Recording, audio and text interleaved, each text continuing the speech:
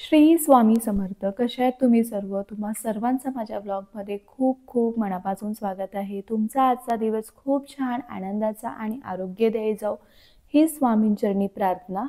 तुम्हाला माहिती आहे, शारीरिक त्रास खूप सोपा असतो, ते आपण सर्व सहन करू शकतो. पण जो मानसिक त्रास आहे ना, तो खूप वाईट असतो. मानसिक त्रास हा सर्वात घातक असतो आणि मानसिक त्रास जे आहे ना, ते माणसाला त्या एक्स्ट्रीम लेवलपर्यंत घेऊन जातो की त्याच्यासाठी त्याला सुसाईड करावंसं वाटतं. म्हणजे बोलतात ना, जगायची इच्छा असते ती मरून जाते आतून. रात्री झोप येत नाही, सतत मनात निगेटिव्ह विचार येतात आणि ज्याला आपण डिप्रेशनचा शिकार म्हणतो. बरेचशी लोक बघा, आयुष्यात बरेचसे लोक आहेत जे ह्या परिस्थितीमधून जात असतात. जर डिप्रेशन आहे तर या डिप्रेशनच्या फेजमध्ये काय करायचं किंवा किंवा यातून बाहेर कसं पडायचं, सगळ्यात महत्त्वाचं मी तुम्हाला उपाय पण सांगणार आहे आणि सेवा पण सांगणार आहे. तर व्हिडिओ शेवटपर्यंत नक्की बघा. बघा, सर्वात पहिला डिप्रेशन हा जो आजार आहे ना, हा आपण स्वतःहून आपल्याला करून घेतो. आपण कधी कधी काय करतो, एखाद्या गोष्टीचा एवढं विचार करतो ना की ते सतत आपण विचार करतो आणि आपण ते त्रास करून घेतो. ते बघायला गेलं ना, ती एक गोष्ट असते, आपण त्या एक गोष्टीचं एवढं चिडपाड करतो, म्हणजे त्या एवढ्या खोलापर्यंत आपण जातो की आपल्याला दुसरं काही दिसत नाही. फक्त आपल्यासोबत जे घडले किंवा मला एखाद्याने असंच बोलले किंवा मला हिने असंच बोललं, म्हणजे कोणी काय बोललं असेल, कोणी काय अपमान केलं असेल, तर आपण ते पूर्ण त्या एकदम त्याच विचारात एकदम गुंतून जातो. रात्रीची झोप न लागणे, आपण झोपलो जरी तरी बोलतात आपले डोळे बंद असतात पण आपलं मन शांत नसतो. आपण डोळे बंद करून झोपलेलंच असतो पण आपल्या मनात 100 विचार बोलतात ना, ते चालूच असतात. आता या डिप्रेशनमधून, आपल्या मानसिक त्रासातून बाहेर कसं निघायचं? सर्वात पहिलं तुमचं मन फ्रेश पाहिजे. आलेल्या कितीही संकटांचा, काही गोष्टींचं सामना करण्याची तुम्हाला ताकद असली पाहिजे.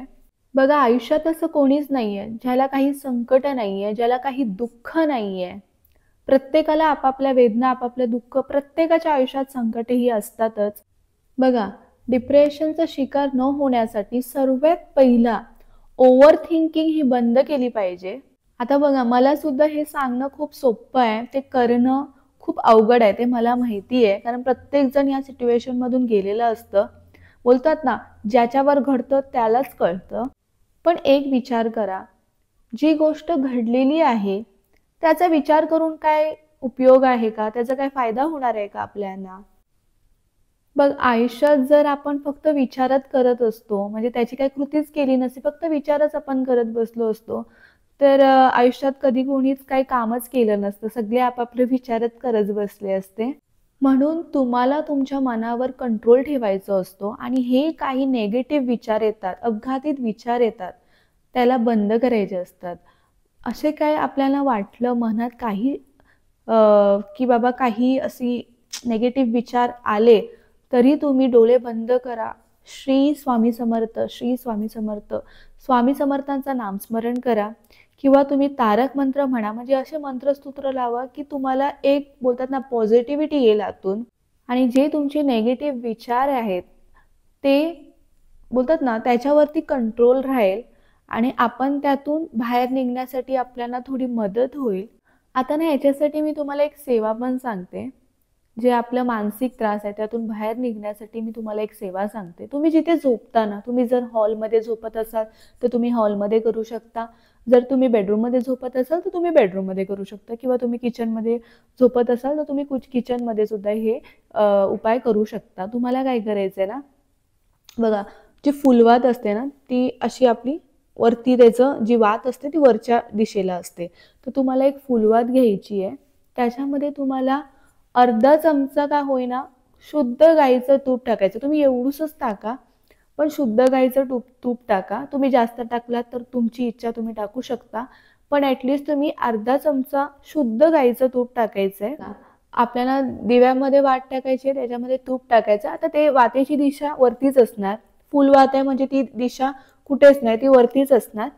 मग तुम्ही जेव्हा ती सेवा करताय ना, तर तर तुम्ही दक्षिणेकडे तोंड न करता इतर तुम्ही पश्चिम पूर्वकडे तुम्ही तोंड करून तुम्ही सेवा करू शकता. तुम्हाला त्या शुद्ध गाईच्या तुपाचा दिवा लावायचा आहे, दक्षिणेकडे नाही लावायचं आहे. इतर तुम्ही कुठल्याही दिशेला लावून तिकडे तोंड करून तुम्ही ही सेवा करू शकता. त्या दिव्याजवळ म्हणजे तुम्ही खालती छोटंसं पाट किंवा चौरंग छोटासा असतो ते ठेवू शकता आणि त्याच्यावरती प्लेट आणि त्याच्यावरती तुम्ही दिवा ठेवायचा आहे आणि त्याच्यानंतर तुम्हाला सेवा करायची आहे. रात्री सुक्तम तुम्हाला एकदा पाठ करायचं जे आपल्या बघा दुर्गा सप्तशती पाठमध्ये आहे रात्री सुक्तम आणि एक वेळा कुंजिका स्तोत्रमचा पाठ करायचा आहे. आता बघा रात्री आम्ही झोपतो तर तिकडे आम्ही कशी सेवा करायची असं काही विचार आणू नका. तुम्ही तो एक दिवा लावा आणि तुम्हाला हे 2 सेवा करायची आणि तुम्हाला छान 2 सुगंधित अगरबत्ती लावायची आहे, जेणेकरून बोलतात ना जिथे तुम्ही झोपता तिकडे छान सुगंधित त्या धुपाचं वातावरण राहील आणि पॉझिटिव्हिटी राहील. 40 दिवस तुम्हाला ही सेवा करायची आहे. अर्थात मानसिक धर्म आलं तर तुम्हाला 3-4 दिवस स्किप करायचे, त्याच्यानंतर तुम्ही सेवा कंटिन्यू करू शकता. सुतक वगैरे आलं तर तुम्हाला त्या पिरियडमध्ये सेवा करता येणार नाही, त्याच्यानंतर तुम्ही सुरू करू शकता. त्याच्यानंतर बघा ही काही सेवा संकल्पयुक्त वगैरे नाही आहे, तुम्हाला फक्त ती सेवा करायची आहे.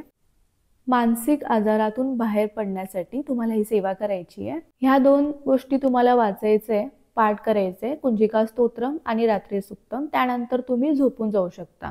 ठीक आहे, म्हणून तुम्हाला दिवा थोडंसंच तूप टाका जेणेकरून ते नंतर शांत होईल. पण असं काही नाही आहे, जरी तो दिवा प्रज्वलित असला शांत नाही झालं तरी तुम्ही झोपू शकता. आता ही झाली सेवा. त्याच्यानंतर मी तुम्हाला एक उपाय सांगणार आहे. बघा तुम्ही सेवा करू शकता किंवा उपाय करू शकता किंवा तुम्ही दोन्ही करू शकता. आता उपाय काय करायचे ते मी तुम्हाला सांगते. बघा सेवा आणि उपाय दोन्ही प्रभावी आहे, तर तुम्ही दोन्ही केला तर अतिउत्तम किंवा कोणतेही एक तुम्ही करू शकता. तर बघा तुम्ही जिथे झोपता तर तुम्ही बेडवर झोपता तर बेडच्या साईडला किंवा तुम्ही खालती जमिनीवर झोपता तर जमिनीच्या साईडला किंवा तुम्ही कुठेही झोपता तुमच्या डोक्याच्या साईडला किंवा डोक्याच्या इथे वरती.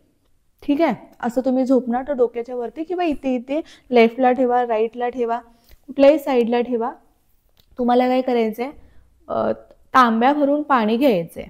ठीक आहे, आपण मोठा तांब्या असतो आणि छोटंसं लोटा असतो त्याच्यावरती आपण असं पालथा ठेवतो. जसं आपण स्वामींना पण बघा छोट्या तांब्यात पाणी ठेवतो आणि त्याच्यावरती असं लोटा असतो, तसं फुलपात्र म्हणतात त्याला. तसं आपल्याला तांब्या घ्यायचा, त्याच्यावरती आपल्याला तो लोटा ठेवायचा आहे, तांब्या भरून पाणी ठेवायचं आहे. तुम्ही वरती ठेवू शकता किंवा तुमच्या साईडला कुठेही ठेवू शकता. जमिनीवर झोपत असाल तर तुम्ही वरती पण ठेवू शकता, साईडला पण ठेवू शकता. जर तुम्ही बेडवर झोपतात, वरती जागा नाही तर तुमचं साईड टेबल असतो त्याच्यावर तुम्ही ठेवू शकता. समजलं असेल ना तुम्हाला. बरेच जण पाणी प्यायला सुद्धा ठेवतात, तर हे पाणी आपल्या उपायासाठी ठेवायचं आहे. तुम्ही उशीच्या बोलतात ना आपल्या उशीखाली तुम्ही लेफ्टला ठेवा, राईटला ठेवा, उशीच्या पाठी ठेवा, जसं तुम्हाला ॲडजस्ट होतो तसं तुम्हाला लोटा भरून पाणी ठेवायचं आहे. त्याच्यात ते बोलतात ना तो जो छोटा लोटा असतो, फुलपात्री म्हणतात त्याला, ते ठेवायचं आहे. आता त्या पाण्यामध्ये आपल्याला काहीच टाकायचं वगैरे नाही आहे. लोटा भरून पाणी ठेवायचं आहे आणि त्याच्यावरती फुलपात्र ठेवायचं आहे. जो छोटा पेला असतो तो आपल्याला ठेवायचा आहे. मग रात्रभर आपल्याला तो लोटा पाण्या भरलेला तसंच ठेवायचं आहे. सकाळी तुम्ही उठल्या सर्वात पहिला तुम्हाला काय करायचं आहे, त्याचं फुलपात्र काढून ठेवायचं आहे आणि त्या लोट्यातला जो पाणी आहे, आपला मुख्य दरवाजा आहे बघा त्याच्यासमोर तुम्हाला असं ते फेकून द्यायचं आहे. तडा मारतो ना आपण, जेव्हा आपण पाणी शिंपडतो तडा मारतो तसं नाही मारायचं आहे. तुम्हाला सरळ असं ते पाणी लोटून द्यायचं आहे. बघा तुम्ही पाणी टाकताना कोणाच्या दारात नाही जाणार, कोणाला त्रास नाही होणार ह्याची काळजी घ्या. बघ आपला त्रास आपण दुसऱ्यांना नाही द्यायला पाहिजे. तर समोर तुमच्या घर वगैरे असेल तर तुम्ही साईडला पण जाऊन म्हणजे घराच्या बाहेरच तुम्हाला ते टाकायचं आहे तो पाणी. ठीक आहे, आता समजा तुम्ही फ्लॅट सिस्टममध्ये राहता तर तुम्ही गॅलरीतून बाहेर टाकू शकता पाणी, पण बोलतात ना घरात नाही टाकायचं आहे तो पाणी, आपल्याला तो बाहेर टाकायचा आहे.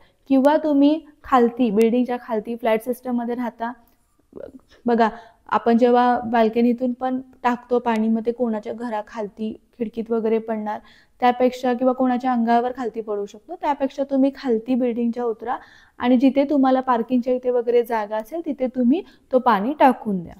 हे पण करायचं तुम्हाला 40 दिवस. हा 40 दिवसाचा उपाय आहे. हा जो उपाय आहे ना, तुमचा मानसिक धर्म आला तरी तुम्ही करू शकतात, कारण ह्याच्यात आपल्याला मंत्रस्तोत्र काय वाचायचं नाहीये. आता हा पाणी का ठेवायचं? बघा, आपल्या मनामध्ये खूप सारे निगेटिव्ह विचार्स असतात, निगेटिव्ह थॉट्स असतात, निगेटिव्हिटी असते आपल्यासोबत. पाण्यामध्ये ना एक क्षमता असते सर्व खेचून घेण्याची. बोलतात ना लॉ ऑफ अट्रॅक्शन. ते पाणी जे आहे ना, ती तुमची सर्व निगेटिव्हिटी, जे काय तुम्ही विचार करताय ना, ती सगळी निगेटिव्हिटी त्या पाणी शोषून घेते. ती जी काही निगेटिव्हिटी आहे ना, ती पाणी ॲब्झॉर्ब करते आणि ते ॲब्झॉर्ब केली ती निगेटिव्हिटी आपल्याला घरातून बाहेर काढायचं असतं. म्हणून तुम्ही तो पाणी घरात तुम्ही सिंकमध्ये वगैरे टाकू नका. तुम्ही घराच्या बाहेर जाऊन तो पाणी टाकून द्या. जर तुमचं अंगण असेल तर तुम्ही सरळ असं अंगणात तुम्ही बाहेर टाकू शकता पाणी. पण तो पाणी टाकताना कुणाच्या दारात जाणार नाही, कुणाला लागणार नाही ह्याची काळजी घ्या. कारण बघा, आपलं चांगलं करण्यासाठी, आपलं काही चांगलं होण्यासाठी आपण दुसऱ्यांचं वाईट करायला जाऊ नये. म्हणून आपल्याच अंगणात आपल्याला पाणी टाकायचं आहे. कुणाच्या अंगणात जाऊन किंवा कुणाच्या दारात जाऊन तुम्ही पाणी टाकू नका.